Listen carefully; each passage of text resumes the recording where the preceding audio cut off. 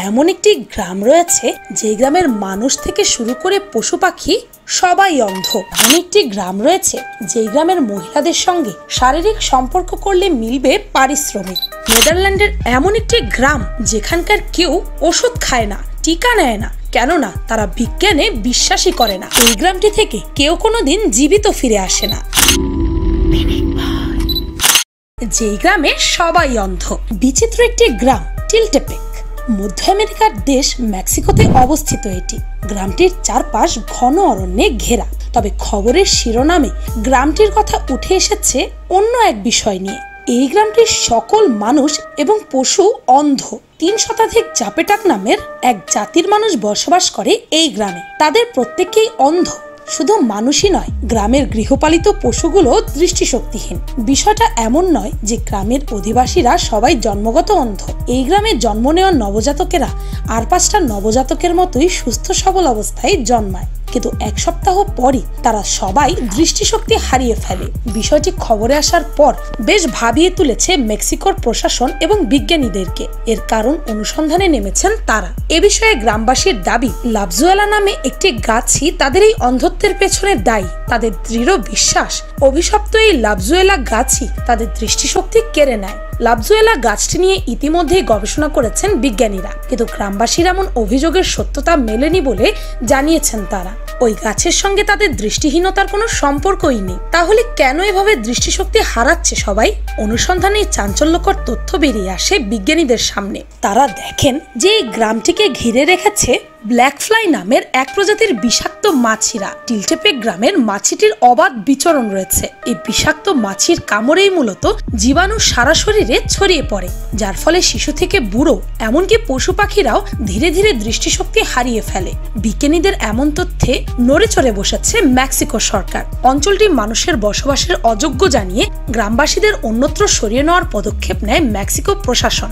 কিন্তু অদ্ভুত কারণে টিলটেপেক গ্রাম ছেড়ে কোথাও যেতে রাজি হচ্ছেন না গ্রামবাসী। এক মায়ার জাদুতে অন্ধত্বকেই বরণ করে নিতে রাজি তারা। তাছাড়া মাছির কামড়ে তারা অন্ধ হয়ে যাচ্ছেন, বিষয়টি মেনেই নিচ্ছেন না গ্রামবাসীদের অনেকেই। যে গ্রামে মহিলাদের সাথে শারীরিক সম্পর্ক করলে মিলবে পারিশ্রমিক।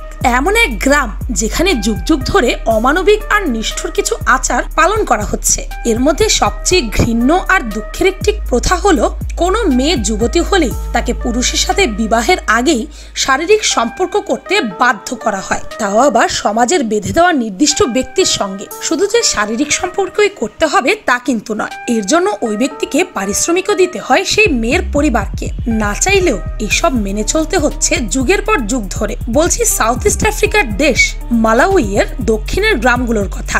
ওই এলাকার মানুষেরা আজব এই রীতি মেনে চলে। কোনো মেয়ে ঋতুবতী হলেই, অর্থাৎ টিনেজার হলেই তাকে অন্য পুরুষের সঙ্গে শারীরিক সম্পর্কে লিপ্ত হতে হবে পিতার বয়সী বৃদ্ধ লোকের সঙ্গে। এখানকার সমাজের কিছু নির্দিষ্ট ব্যক্তি আছেন যারাই এই কাজগুলো করে থাকেন। তাদেরকে স্থানীয় ভাষায় ডাকা হয় হায়না বলে।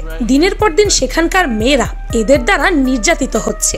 শুধুই যে এরা নিজের সম্মান হারাচ্ছে তা নয়, ক্ষতির মুখে পড়ছে আর্থিক দিক দিয়েও। এমনকি এই প্রথাকে বলা হয় মেয়েদের সূচীকরণ। এই গোষ্ঠীর মানুষদের ধারণা, এই প্রথার মধ্য দিয়ে শুদ্ধ হয় কিশোরীরা। কোনো মেয়ের প্রথমবার ঋতুস্রাব হওয়ার পর শিশু থেকে তার যৌবনে উপনীত হওয়ার প্রমাণ হিসাবে পরপর 3 দিন মেয়েটিকে হায়নার সঙ্গে শারীরিক সম্পর্কে লিপ্ত হতে হয়। নক্ষত্র সমাবেশ।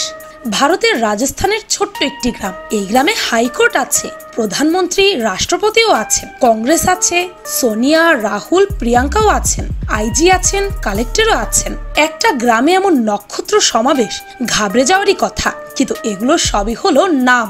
এই গ্রামের কারো নাম প্রধানমন্ত্রী, তো কারো নাম রাষ্ট্রপতি, কারো নাম হাইকোর্ট, তো কারো নাম কংগ্রেস। এভাবেই নাম রাখতে অভ্যস্ত সেই গ্রামের লোকজন। রাজস্থানের বুন্দি জেলা সদর থেকে 10 কিলোমিটার দূরেই রামনগর। সেখানে প্রায় 500 লোকের বসবাস। এটি শিক্ষায় ও অর্থনীতিতে অনেকটাই পিছিয়ে থাকা একটা গ্রাম, কিন্তু নামের জন্যই শিরোনামে উঠে এসেছে এই গ্রামটি। যে যখন বাইরে যান, যা ভালো লাগে তাই দিয়ে নামকরণ করে ফেলে। কে বলেছে প্রথাগত নামই রাখতে হবে? কোন সংবিধানে বলা আছে যে কারো নাম প্রধানমন্ত্রী অথবা রাষ্ট্রপতি রাখা যাবে না? যেমন এক শিশু জন্ম নেওয়ার ঠিক আগেই তার দাদু হাইকোর্ট থেকে জামিন পান, ফিরে এসে খুশি হয়ে নাতির নাম রেখে দিলেন হাইকোর্ট। ব্যাস, সেই থেকে নাতি হয়ে গেল হাইকোর্ট। একজন ইন্দিরা গান্ধীকে খুব শ্রদ্ধা করতেন, তাই নিজের ছেলের নামই রেখে দিলেন কংগ্রেস। ব্যাস, এবার এই পরিবারে যারা জন্মায় তাদের কারো কারো নাম হয় সোনিয়া, কারো নাম হয় রাহুল, আবার কারো নাম হয় প্রিয়াঙ্কা। পাশের বরগনি হনুমন্তপুরার অবস্থা আরো সাংঘাতিক। এখানে বাঞ্জারা সম্প্রদায়ের বসবাস। তারা আবার নাম রাখেন মোবাইলের নাম দিয়ে। এখানে কারো নাম নোকিয়া তো কারো নাম স্যামসাং। শুধু তাই নয়, অ্যান্ড্রয়েড, সিম কার্ড, মিসড কল এরকম নামও দিব্যি চলে যাচ্ছে। কাছে পিঠে আরেকটি গ্রাম আছে আর্নিয়া। এখানে আবার নানা মিষ্টির সম্ভার। এখানকার মানুষদের নাম হয়ে থাকে জিলাপি, মন্ডা, মিঠাই, নিমকি ইত্যাদি। যেই গ্রাম থেকে কেউ জীবিত ফিরে আসে না। রাশিয়ায় এমন একটি গ্রাম রয়েছে যেখান থেকে কেউ কখনো জীবিত ফিরে আসে না। বিজ্ঞানীরাও এই রহস্য সমাধানে অনেক গবেষণা করেছেন। লোকে এই গ্রামটিকে মৃতদের শহর বলে ডাকে। এই গ্রামটি রাশিয়ার উত্তর ওসেটিয়ার একটি নির্জন এলাকায় অবস্থিত। গ্রামটির নাম ডারগাভস।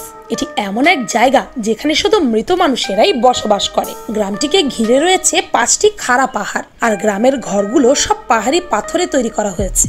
গ্রামটি দেখতেও খুবই সুন্দর, কিন্তু কেউ এই গ্রামে যেতে সাহস পান না, কারণ এর আরেক নাম মৃতদের গ্রাম, যেখানে শুধু মৃতদেহরাই বসবাস করে।